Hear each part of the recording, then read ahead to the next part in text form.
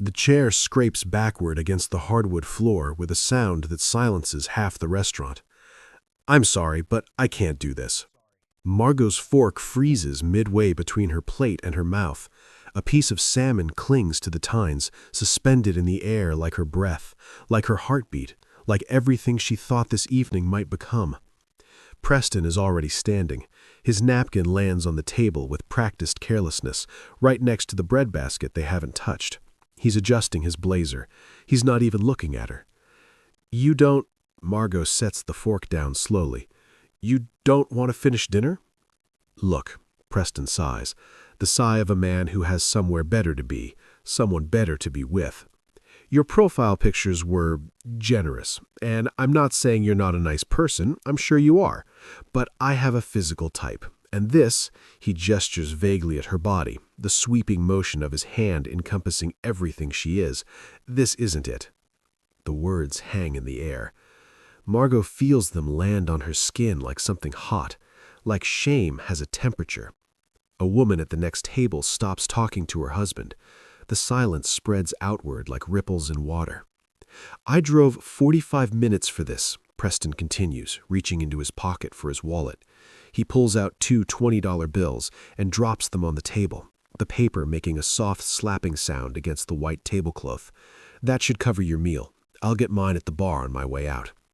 Margot's throat tightens. "Preston, wait." It's nothing personal. He's already stepping away from the table. His shoes are expensive. She remembers noticing that when he first walked in. She remembers thinking, he dressed up. Maybe he's nervous too. Maybe this will be different. "He just doesn't date fat women," he says. Not quietly, not apologetically, just factually, the way someone might announce they don't eat shellfish or watch reality television. Then he walks away. Margot sits there. The fork is still on her plate. The salmon is getting cold. The two $20 bills sit crumpled beside her water glass, and she doesn't know what to do with her hands. Is being fat a deal breaker for love? The question isn't new. She's carried it for years, tucked it into the softest parts of herself where hopes go to hide. But she's never heard it answered so publicly, so casually, so completely. The restaurant buzzes back to life around her, but Margot doesn't move. Her hands are trembling. She notices this the way you notice a stranger's face in a crowd, with distant recognition, as if the hands belong to someone else. They're resting on the edge of the table, just beside her unused salad fork, and they're shaking. "Stop it," she tells herself. "Stop shaking. People are watching." People are watching. She can feel their eyes even without looking up. The couple to her left has resumed their conversation, but their voices are softer now, careful, the way people speak when they're talking about you. The elderly woman 2 tables over, white hair, pearl earrings, a glass of white wine catching the candlelight, keeps glancing in Margot's direction with an expression that might be pity or might be something worse. A waiter passes by. He slows for half a second, notices the empty chair across from her, notices the crumpled money on the table, and keeps walking. He doesn't ask if she needs anything. Nobody asks if she needs anything. "Move," Margot tells herself. "Pick up your purse, leave the money, walk out. You can cry in the car, you can fall apart where no one sees you, but not here, not now." But her body won't cooperate. She reaches for her water glass instead, wrapping her fingers around the cool surface to give them something to do besides tremble. The water tastes like nothing. She swallows anyway. Fat women. The words echo in her mind, ricocheting off all the tender places she tries to protect. She'd spent 2 hours getting ready for this date, 2 hours standing in front of her closet, trying on dress after dress, asking herself which one made her look the most like the woman she wishes she were. She'd settled on the navy blue one, the one with the empire waist that flows over her hips instead of clinging to them, the one that makes her feel almost elegant when she catches her reflection at the right angle. She'd curled her hair, put on lipstick, real lipstick, not just tinted chapstick. Her sister had texted her on the way here. "Good luck. He'd be crazy not to love you." Margot looks down at her phone now, face down on the table. She doesn't flip it over. She can't bear to see that text again. A burst of laughter erupts from somewhere near the bar. It's probably unrelated, someone's birthday or a good joke or just the kind of joy that happens naturally in rooms full of people with normal lives. But Margot flinches anyway. Her shoulders curl inward, protective, instinctive. They're laughing at you. They're probably not. They saw what happened. They're laughing at the fat woman who got dumped before the appetizers arrived. Margot squeezes her eyes shut, breathes, counts to 4, opens them again. The restaurant comes back into focus. The exposed brick walls, the Edison bulbs dangling from copper pipes, the plants cascading from high shelves. It's a beautiful space. She'd read the reviews before coming. Romantic, intimate, perfect for a special occasion. She'd let herself hope. That was the mistake. That's always the mistake. A busboy approaches the table.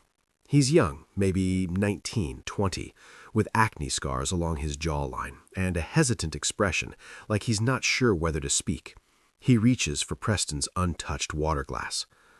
"Are you—" he pauses. "Do you want me to clear the other place setting?"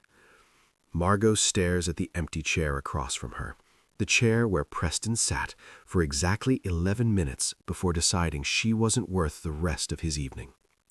"Yes," she hears herself say. "Please." The busboy works quickly, gathering the second napkin, the extra silverware, the bread plate that Preston never touched. Each item disappears from the table, erasing the evidence that someone was supposed to be sitting there. When he's gone, Margot is alone with her cold salmon and her shame. She should leave. She knows she should leave. But something keeps her in the chair. Maybe it's the weight of every eye she imagines on her back. Maybe it's the fear that standing up will draw more attention, will remind everyone of what just happened. Maybe it's just the paralysis that comes from having your worst fear confirmed in public by a stranger who couldn't even pretend to be kind. Is being fat a deal breaker for love? She'd spent her whole life trying to answer that question with hope, with diets that didn't work and exercise routines that felt like punishment, with positive affirmations whispered into bathroom mirrors and dating profiles carefully worded to manage expectations. She'd told herself that the right person wouldn't care, that attraction was about connection, not dress size, that she had value beyond the number on a scale. But Preston's words keep playing in her mind. "I just don't date fat women." Not even meanly, just matter-of-factly, like stating a preference for window seats or sparkling water.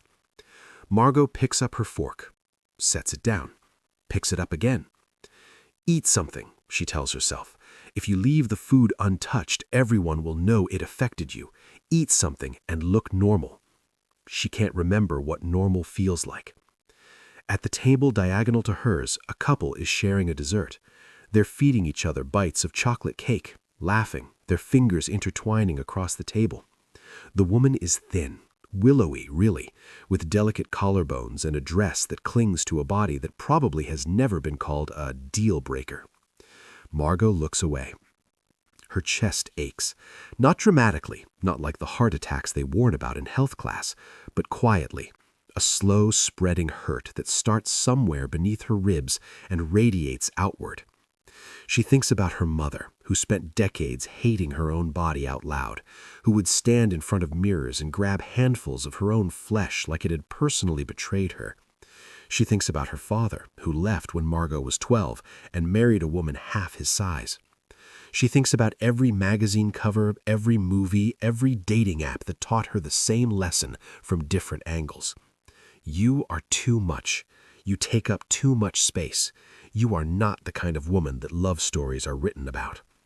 And now, here she is, sitting alone in a restaurant that smells like basil and expensive wine, with 2 crumpled $20 bills next to her water glass, like a transaction receipt for her humiliation.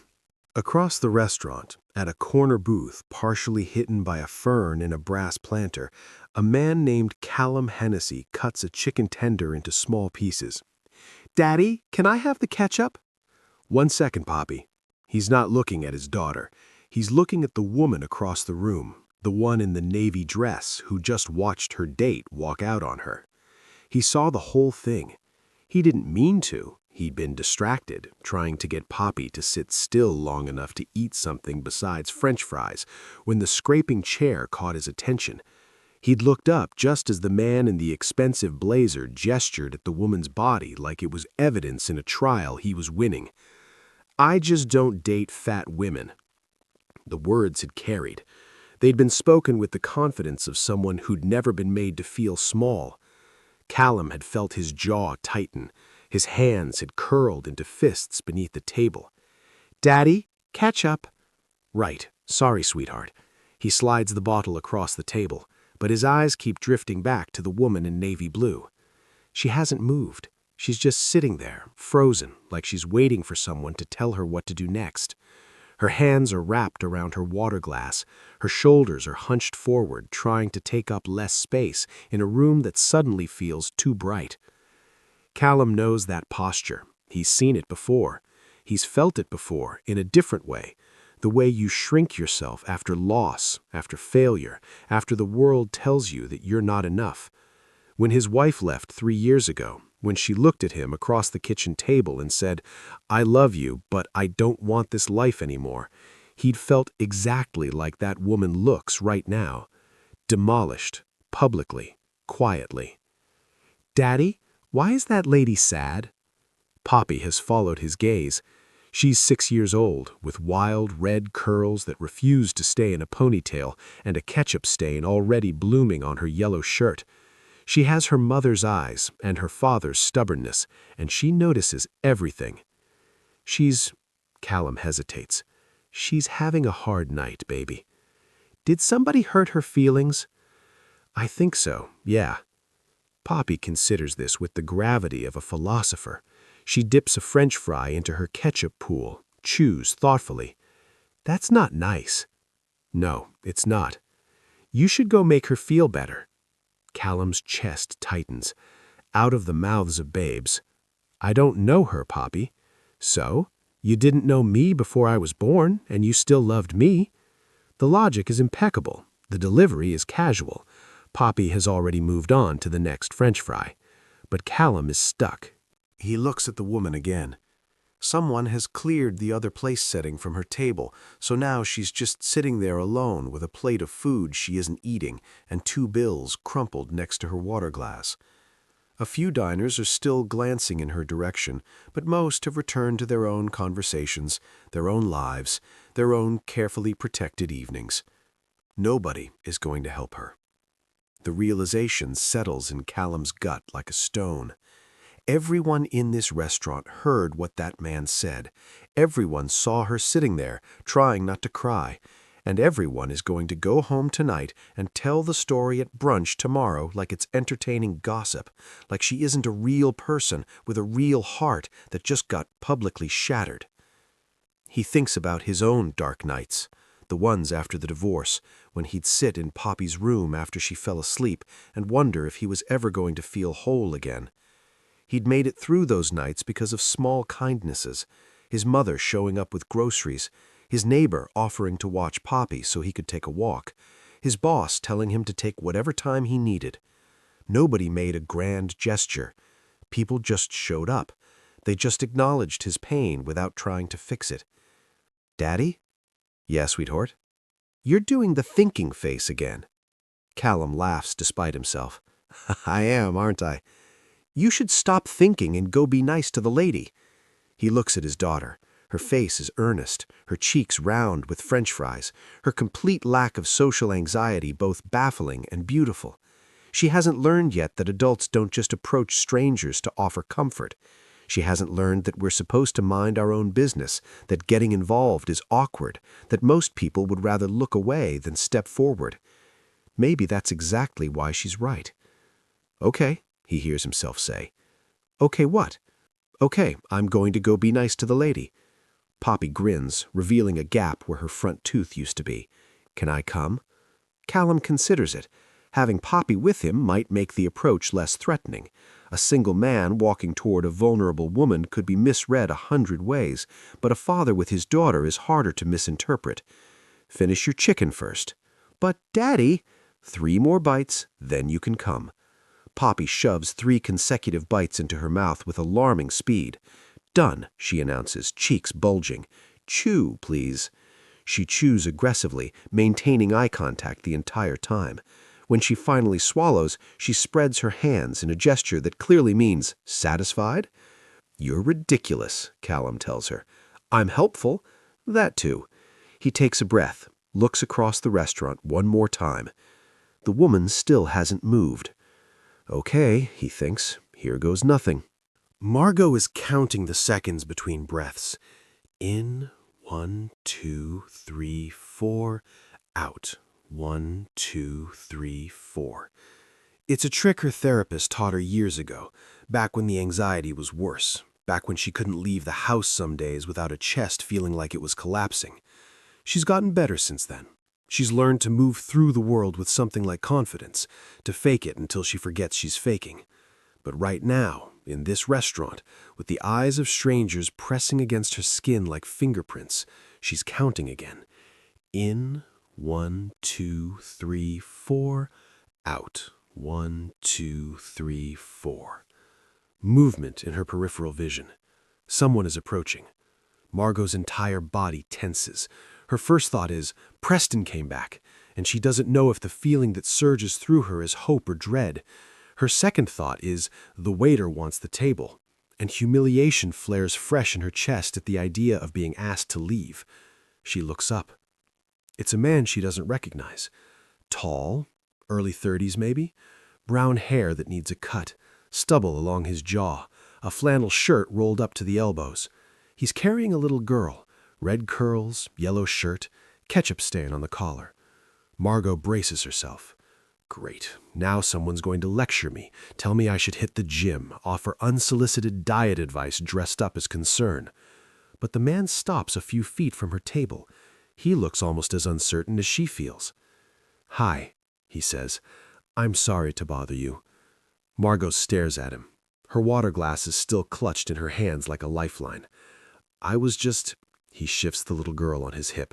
My name is Callum. This is Poppy. And I saw what happened. Oh, God. Margot's face burns. She wants to sink through the floor, through the restaurant's foundation, through the center of the earth. I don't need... Her voice comes out scratchy. She clears her throat. I'm fine, really. I know. Callum doesn't move closer, doesn't invade her space. He just stands there, the little girl watching Margot with the open curiosity of someone who hasn't learned to pretend yet. Poppy thinks... He stops, starts again. My daughter thinks you look like a princess. She told me that before we came over here. Poppy nods solemnly. You have pretty eyes and pretty hair, and your dress is the color of blueberries.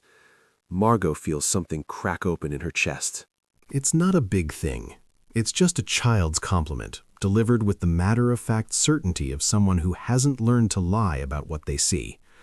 But it breaks through the wall Margot has been building for the last 20 minutes, the wall she's been building for the last 30 years, and suddenly her eyes are filling with tears. Sorry, she whispers, pressing her fingers against her eyelids. I'm sorry, I'm not usually... You don't have to apologize. Callum takes a tentative step closer. Can I sit for a minute, or would you rather be alone? Margot shakes her head.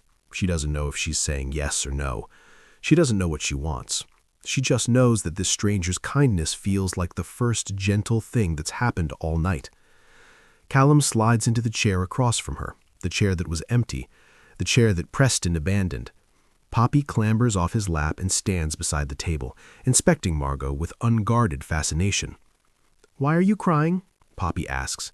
Did the bad man make you sad? Poppy, Callum starts. It's okay. I wipe my eyes with the back of my hand. Mascara comes away on her fingers. She probably looks like a disaster. Yes, sweetie, the bad man made me sad. My daddy can beat him up. Poppy. What? You can. You're very strong. You opened the pickle jar last week. Margot laughs. It comes out watery and broken, but it's a laugh. Her first one in what feels like hours. Callum covers his face with his hand. I'm so sorry. She has no filter.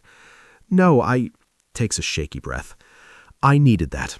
The pickle jar comment. That was perfect. See, Daddy? Poppy beams. I'm helping. At the surrounding tables, Margot notices something shifting. The woman with the pearl earrings is smiling now, not pityingly, but warmly. The couple that had been sharing chocolate cake has stopped eating to watch the exchange. A waitress near the bar has her hand pressed to her chest. The room feels different. Or maybe just Margot feels different.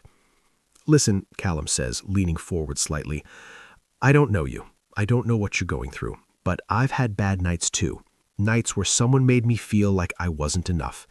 And the thing I wished for, more than anything, was for someone to just see me. To remind me that I was more than the worst thing someone else thought about me." Margot's throat tightens again. "You seem like a kind person. You handled what just happened with more grace than I would have. And I know it's not my place to say this, but that guy, he's going to go through his whole life treating people as disposable, and he's going to end up alone and bitter and wondering why nothing ever worked out. That's his future." "What about mine?" Margot whispers. The question slips out before she can stop it. It's too vulnerable, too raw, the kind of thing you're not supposed to say to strangers. But she needs to know. Callum meets her eyes. "Your future," he says, "is whatever you decide it is, and it's not defined by one shallow man in a fancy restaurant who couldn't see what was right in front of him." Poppy tugs on Margot's sleeve. "What's your name?" "Margot." "That's a pretty name. Do you want some of my French fries? There's still some left at our table. They're really good. Daddy let me get extra ketchup." Margot laughs again. This time, the laugh comes easier. "You know what, Poppy? I would love some French fries." Something changes in the restaurant. It starts small. The elderly woman with the pearl earrings rises from her table and walks over. She moves slowly, a slight limp in her left leg, but her eyes are bright. "Excuse me," she says, stopping beside Margot's chair. "I couldn't help but overhear. I just wanted to say, when I was your age, a man told me I was too tall to be attractive. Said I'd never find a husband looking like that." She pauses, touching the strand of pearls at her throat. "I've been married to my husband for 52 years now. He's sitting right over there, 6 inches shorter than me." She points across the restaurant to a small white-haired man who raises his wineglass in Margot's direction with a smile. "The right person," the woman says, "doesn't see your body as a problem. They see it as the home of the person they love." She pats Margot's shoulder, once, gently, and walks back to her table. Margot stares after her. "Did that just happen?" she asks quietly. "It happened." Callum's smiling now, a real smile, not the polite kind. "Daddy, the lady is crying again." Poppy looks concerned. "But she's smiling too. Is that happy crying?" "Yeah, sweetheart, I think that's happy crying." Before Margot can respond, another figure approaches. It's the waitress from near the bar, young, with a nose ring and dark braids piled on top of her head. "Hey," she says, sliding something onto the table beside Margot's plate. It's a slice of chocolate cake. "This is on the house, from the kitchen staff. She glances over her shoulder. "We saw what that guy did, and we want you to know he's not welcome back, ever." Margot looks down at the cake, up at the waitress. "You don't have to." "I know," the waitress shrugs, "but I wanted to. I've had dates like that. It sucks. And sometimes the only thing that helps is really good chocolate cake." She walks away before Margot can thank her. The restaurant is louder now, or maybe it just feels that way because the silence after Preston's departure has been filled with something else, something warmer. The couple who'd been sharing dessert raises their wine glasses toward Margot's table. A man at the bar nods in her direction, respectful and solemn. Poppy has claimed the seat beside Margot and is currently stealing bites of the chocolate cake with her fingers. "This is the best cake I ever had," she announces. "It's really good," Margot agrees, taking a bite herself. The chocolate is rich and dark, and it tastes like kindness. "Can Margot come to our house for dinner sometime?" Poppy asks, looking up at Callum. "She can meet Winston." "Winston is our cat. He's very fat and very angry about it." Margot almost chokes on her cake. "Did you just—" "I didn't mean—" Callum is turning red. "That came out wrong. I wasn't saying anything about— Winston is a cat. He's orange, he weighs about 15 pounds, and he screams at me every morning for wet food. It's okay. Margot is laughing again, really laughing now, the kind that shakes her shoulders and makes her eyes water. It's okay. Your cat sounds wonderful. He's very fluffy, Poppy confirms, and he sleeps on my feet. Callum drags his hand down his face. I really did not mean to make a weight joke right now. That was spectacularly bad timing. I'm so sorry. Honestly, it's the funniest thing that's happened to me all week. Your week must have been terrible. It was, Margot grins, and the grin feels foreign on her face, not because it's forced, but because it's real, and she'd forgotten what real felt like. But it's getting better. Poppy tugs on her sleeve again.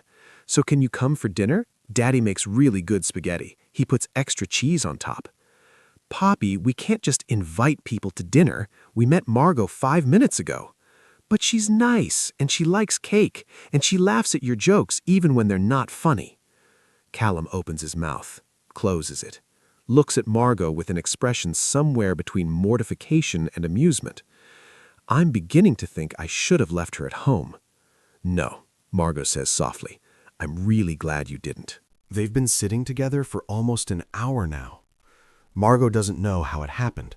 She'd planned to leave after the cake, to thank this stranger for his kindness and escape to the safety of her car where she could process everything alone. But then Poppy had started telling her about first grade, and Callum had ordered coffee, and the conversation had unspooled so easily that leaving felt impossible.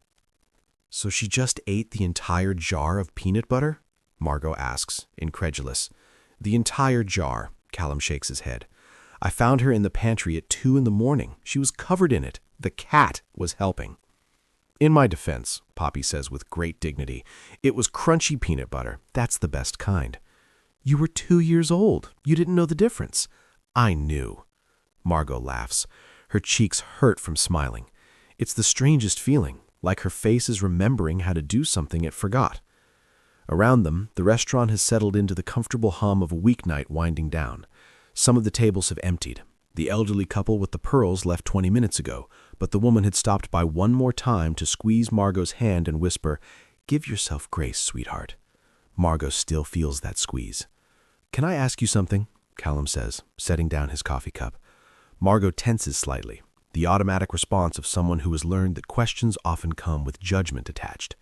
But Callum's face is open, curious, without an edge. "Sure. What would you have done if we hadn't come over?" It's a simple question, but it lands somewhere complicated. Margot thinks about it honestly. I don't know. Sat here until the restaurant closed, probably. Tried to convince myself it didn't matter. Gone home and cried in the shower and then eaten an entire pint of ice cream while watching terrible television. That doesn't sound so bad.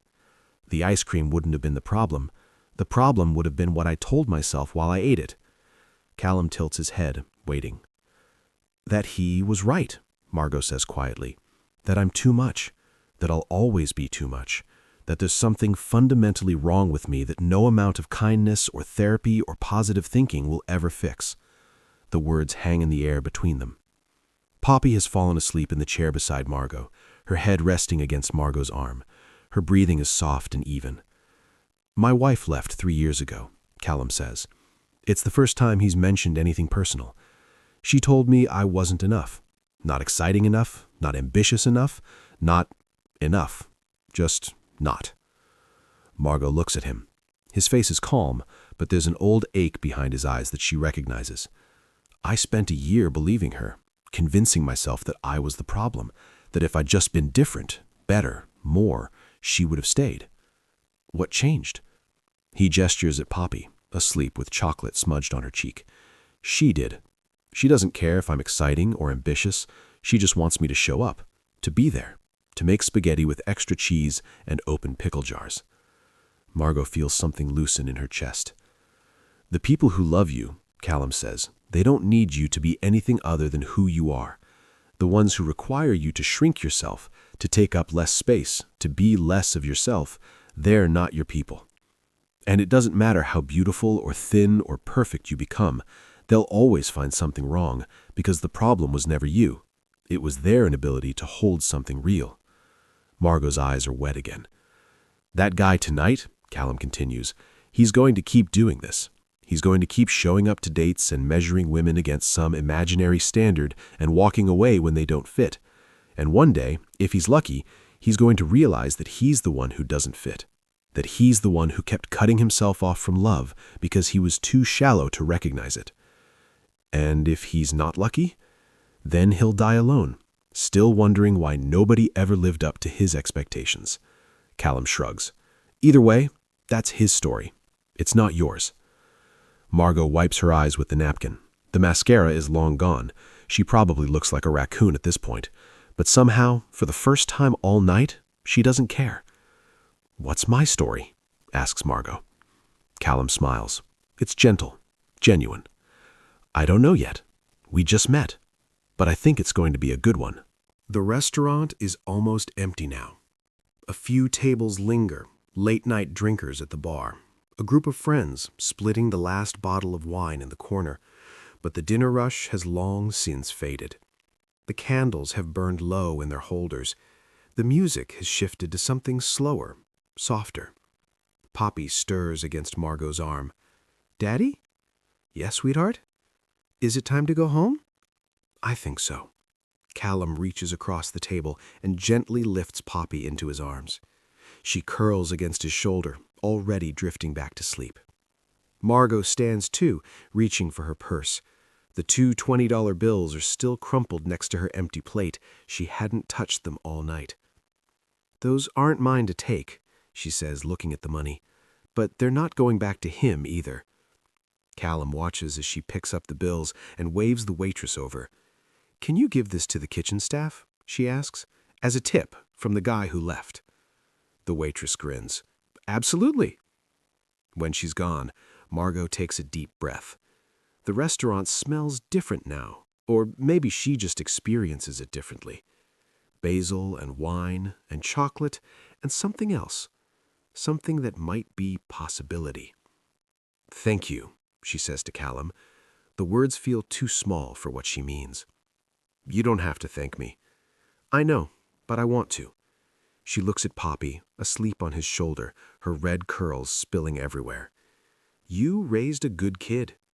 "She raises herself, mostly. I just try to keep up." Margot laughs softly. Then, before she can overthink it, she reaches into her purse and pulls out a small card. Her business card. She's a graphic designer, and she always keeps a few on hand. "This is probably weird," she says, "but if Poppy ever needs a playdate with a princess who likes chocolate cake..." "It's not weird." Callum takes the card, slips it into his pocket without looking at it, which feels intentional, respectful. "Maybe I'll call you, for coffee or something, somewhere with fewer traumatic blind dates." "I'd like that." They stand there for a moment, two strangers who aren't quite strangers anymore. Then Callum nods, just once, but it feels like a promise, and carries Poppy toward the exit. Margot watches them go. She stays there a moment longer, alone in the restaurant that witnessed her worst and best moments tonight. The table where Preston left her is empty now, cleared of everything except a single tea light candle, still flickering. She doesn't feel small anymore.